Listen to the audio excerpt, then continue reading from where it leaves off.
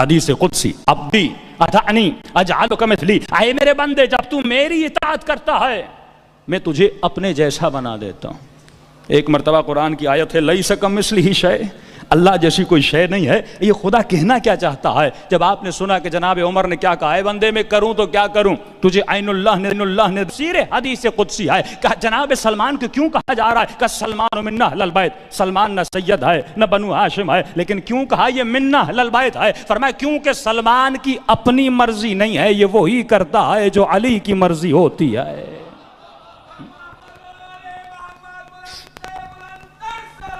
اللہم صلی علی محمد۔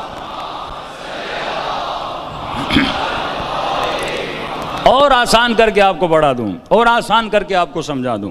دیکھیے یہ ہاتھ کس کے ہیں؟ یہ ہاتھ میرے ہیں۔ جب کوئی مومن نعرہ بلند کرتا ہے، ہاتھوں کو بلند کرتا ہے، وہ ہاتھ اس کے ہیں۔ تعریف ہے یہ، میں اس کی تعریف اگر ڈیفینیشن کروں کہ یہ ہاتھ میرے ہیں تو کیسے پتہ چلے یہ میرا ہاتھ ہے؟ اس کی ڈیفینیشن کیا ہے؟ یہ پتہ کیسے چلے کہ یہ ہاتھ میرا ہے، آپ کا نہیں ہے؟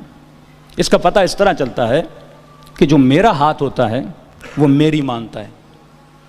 اگر میں ممبر پر بیٹھ کر کہوں نہیں، ارادہ کروں کہ آپ مومنین کے ہاتھ اٹھ جائیں تو کسی کے ہاتھ نہیں اٹھیں گے، لیکن اگر میں ارادہ کروں میرے ہاتھ اٹھ جائیں تو اٹھ جائیں گے۔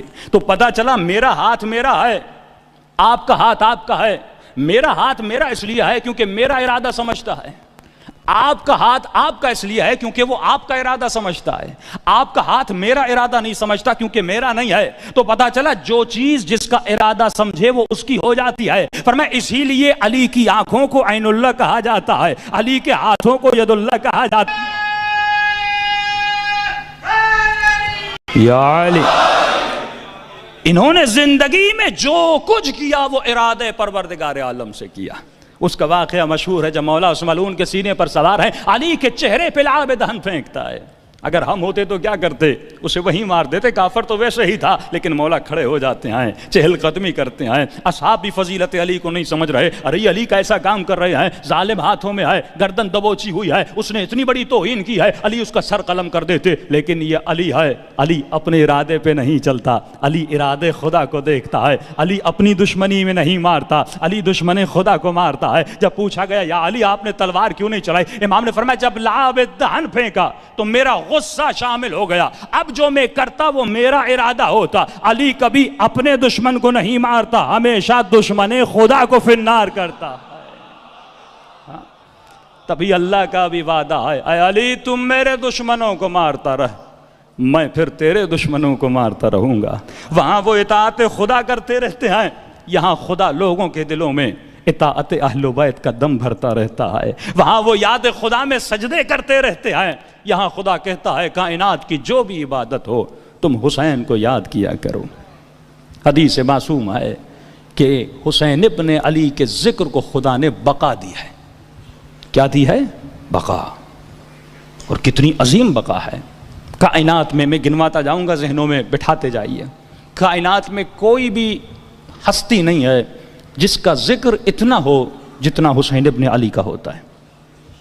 اب بودا لے لیں، حضرت عیسیٰ لے لیں، مختلف مذاہب کے جتنے رہبر ہیں سب کو لے لیں، سال میں ان کی کوئی ایک سیریمنی ہوگی، سال میں کوئی 4 دن 10 دن ان کو یاد کیا جائے گا، سیمینارز ہوں گے ان کے لیے، لیکن کائنات میں جتنی مجلسیں امام حسین کی رکھی جاتی ہیں اتنا ذکر کائنات میں نہ کسی ولی کا ہے، نہ کسی امام کا ہے، نہ کسی نبی کا ہے۔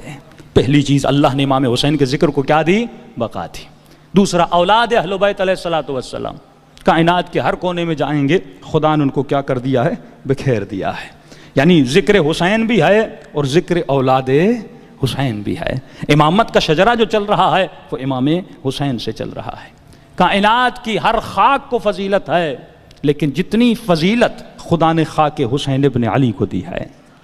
یعنی جب بھی سجدہ کرو، سجدہ ہر شے پہ انسان اس کے شرائط ہیں، لیکن بہترین سجدہ جس خاک پہ ہوتا ہے وہ خاک کربلا پر سجدہ ہے۔ ہر عبادت بالغ ہونے کے بعد واجب ہے۔